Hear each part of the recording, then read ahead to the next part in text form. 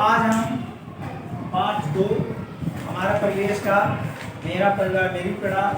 तो आज हम इसको और बढ़ा दो, बढ़ा।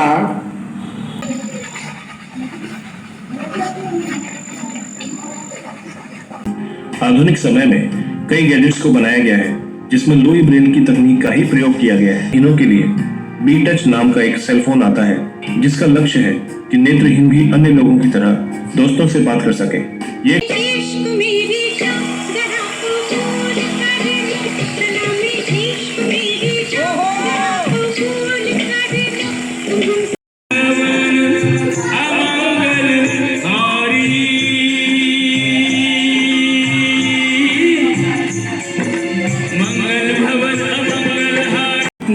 लेकिन इस बीच अरुणिमा के मन में माउंट एवरेस्ट चढ़ने की इच्छा जागृत होने लगी। जब आपको पागल बोलना शुरू कर दें उसी दिन आप समझ लीजिए आपको I learned that it's not about the disability but it's about my performance. That made me.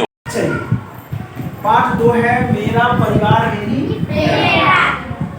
पढ़ेंगे हम। जब इस पार्ट को पूरा पढ़ लेंगे तो क्या सीख जाएंगे, क्या जान जाएंगे कि अंजू के परिवार के बारे में।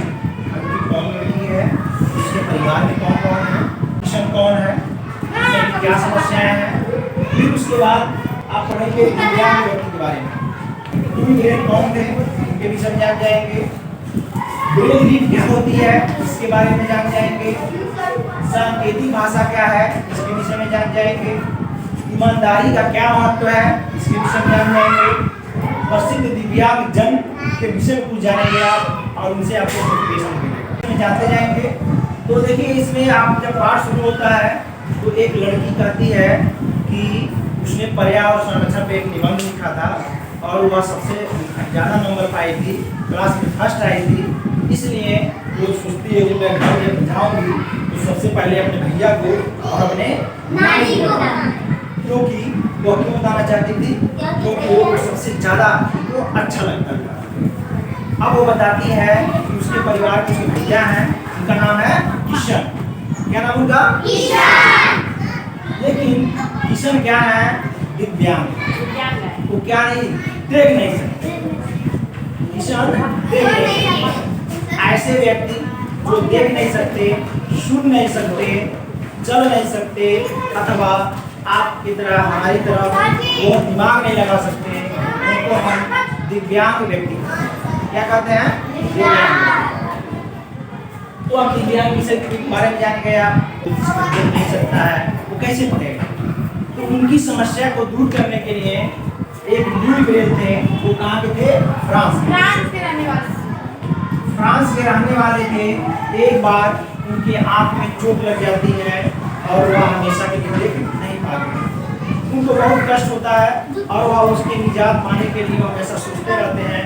फिर उन्होंने एक ऐसे लिपि का आविष्कार किया जिससे एक अंधा व्यक्ति आप आराम से पढ़ सकता है। यहाँ पे ये उभरा हुआ हो तो ऐसे छूने पे जो एक यहाँ वाला हिस्सा अगर उभरा हुआ मिलेगा तो उसका मतलब हो गया ए।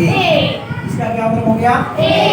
अगर इसी तरह से 6 खाने फिर हैं और इसमें अगर यहाँ के ये दोनों खाने भरे हुए हैं, ये दोनों, तो इसका मतलब क्या हो गया? बी।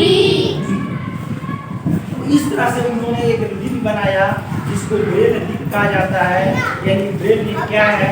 एक मोटे कागज पे उपहार के द्वारा लिखा गया है जिसको हाथ फेर कर पढ़ा जा सकता है, उसी को हम ब्रेल। और इसे सरल बनाने की कोशिश जारी कर दी। उनकी मेहनत रंग लाई और वो एक नई लिपि की खोज करने में सफल रहे। उन्होंने अपनी इस लिपि को नाम दिया ब्रेल लिपि। गजब की बात तो ये थी कि लुई ब्रेल खुद नेत्रहीन थे। असल में 4 जनवरी 1809 को फ्रांस में जन्मे लुई महज 3 साल के थे जब एक दुर्घटना में उनकी आंखों की रोशनी चली गई थी। इसके बाद उनके पिता माना गया। हालांकि इसमें समय के साथ साथ कुछ बदलाव जरूर होते रहे। आधुनिक समय में कई गैजेट्स को बनाया गया है जिसमें लुई ब्रेल की तकनीक का ही प्रयोग किया गया है। सेलफोन को ही ले लीजिए। आज नेत्रहीनों के लिए बी टच नाम का एक सेलफोन आता है जिसका लक्ष्य है कि नेत्रहीन भी अन्य लोगों की तरह दोस्तों से बात कर सके। ये एक टच स्क्रीन फोन है। इसकी स्क्रीन में ब्रेल लिपि का प्रयोग किया गया है। इसी क्रम में नेत्रहीनों के लिए खास तरह की स्मार्ट वॉच भी बनाई गई है, जिसको कोरियाई देश में बनाया गया है।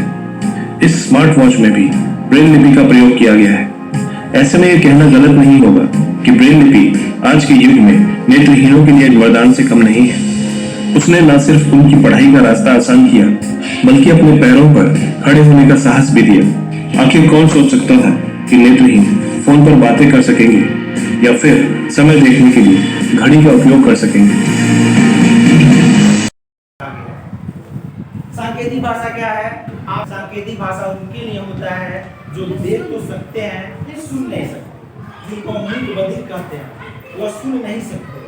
अब तो बेटा सुन नहीं सकता, देख तो रहा है, तो क्या उसको पढ़ने का हक नहीं है? उसको जानने का हक नहीं है? तो वो लोग कैसे करते हैं, वो लोग कैसे जानते हैं? तो उनके लिए क्या है, सांकेतिक भाषा बनाया गया। जैसे ऐसे किया जाए तो क्या हो जाएगा? हाँ, ऐसे किया जाए तो क्या होगा? ऐसे हो तो क्या होगा? और ऐसे हो तो क्या होगा?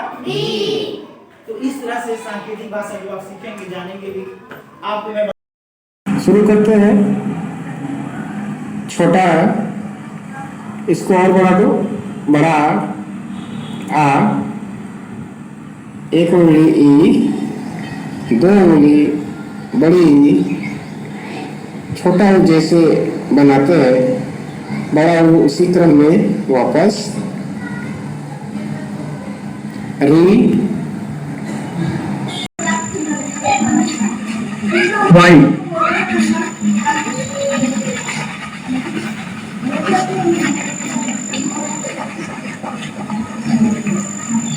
ब्लैक,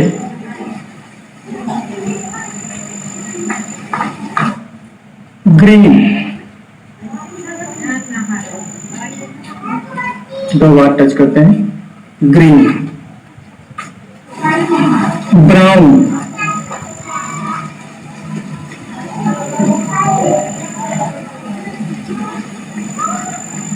रेड,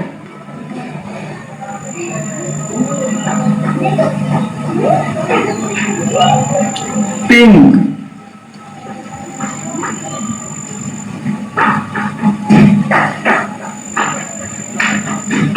ब्लू,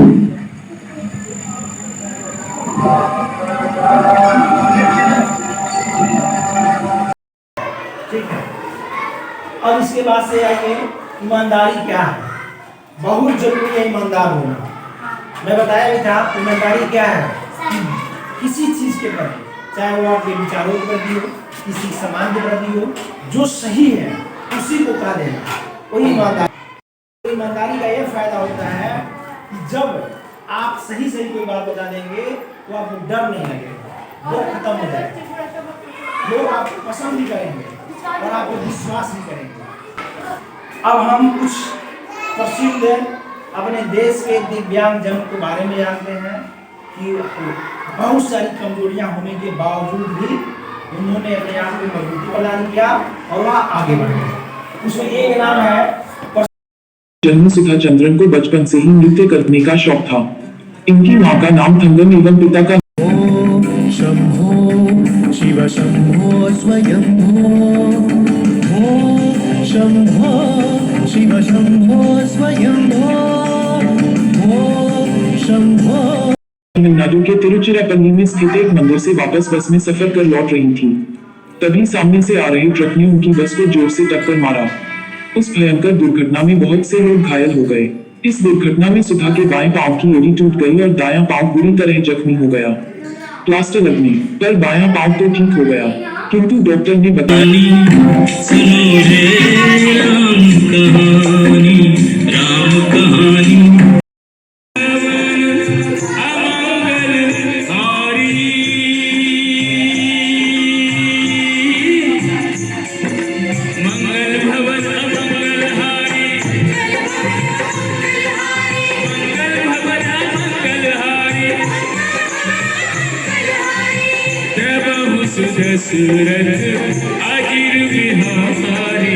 जन्म अम्बेडकर नगर उत्तर प्रदेश में हुआ है। इनके पिता सेना में इंजीनियर हुआ करते थे, लेकिन जब अरुणिमा सिर्फ 3 साल की थी तभी उसके पिता ने इस दुनिया को छोड़ दिया था। वाली पटरी पर भी ट्रेन आ रही थी। जिसकी वजह से अरुणिमा ट्रेन से टकरा कर नीचे गिर गई और होश खो बैठी। होश खोने पर अरुणिमा ने जब उठने की कोशिश की तो वो उठ न सकी। ध्यान देने पर पता चला कि उसका एक पैर कट चुका था। कटे हुए पैर के साथ पूरी रात दर्द से चीखती चिल्लाती रही, लेकिन मदद के लिए कोई नहीं था। ट्रैक पे पड़े पड़े चूहे आकर उनका कटा हुआ पैर उतरने लगे। सुबह होते होते लगभग 40-50 ट्रेन गुजर चुकी थी, पर अब तक उन्हें कोई मदद नहीं मिली थी। पर फिर भी अरुणिमा ने हार नहीं मानी। कुछ ही देर बाद पास के गांव वाले आकर अरुणिमा को बरेली के अस्पताल में भर्ती करवाते हैं।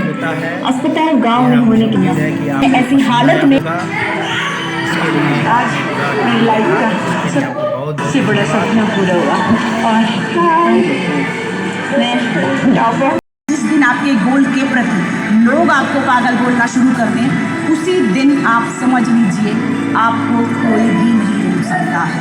इवन आप खुद अपने आप को आप नहीं रोक सकते हैं। शामिल है। अरुणिमा को भारत सरकार की तरफ से 2015 में पद्मश्री पुरस्कार से सम्मानित किया गया था। 2016 में tensing Norway national adventure award for women से सम्मानित किया गया। Swim, the more I used to like it. I used to feel a bit uncomfortable when I was swimming in the able-bodied competition. After 3 years, I took part in my first national swimming championship and I won medals there. I learned that, it's not about the disability, but it's about my performance. That made me overcome all of this. Winning those medals made a change in my confidence level. आज हम part 2 हमारा परिवेश का मेरा परिवार मेरी पढ़ा को आज हम पढ़ेंगे और इसके बारे में हम सब कुछ जानने का प्रयास करेंगे। पार्ट 9